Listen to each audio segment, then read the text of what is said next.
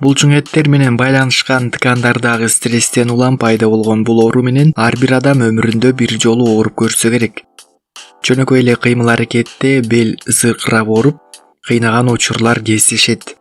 Ошого байланыштуу ортопедия жана травматология бөлүмүнүн профессорлору бул оорудан заманбап технологиянын жардамы менен кутулууга болоорун билдиришет. Бирок эгер бул ыкмалар да жардам бербей калган учурда дары-дармек жана хирургиялык дарылоого аракет кылуу керектигин эскертишет. 6 жума ичинде жөнөкөй бел оорусун физикалык жактан жана баңгисат колдонуу менен күчөтүп алуу мүмкүн. Өмүргө терс таасир берген оорунун себеби болуп көпчүлүк учурда моюн жана бел туштагы грыжа болушу мүмкүн. Ал күчө алган сайын жүлүн нервдерин байланыштырып турган кол жана бутка оорчулук туудурат. Оору дисканын жарылып кеткен аймагына байланыштуу өзгөчөлөнөт. Моюн тараптагы дискалар ооруган учурда белдин сырткы тарабы, кол мундары талып ооруйт.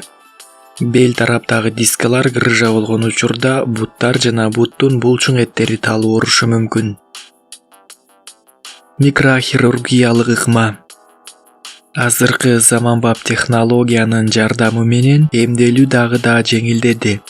Микрохирургиялык ыкманын жардамы менен дарылануунун натыйжасы алгылыктуу жыйынтыктарды берүүдө.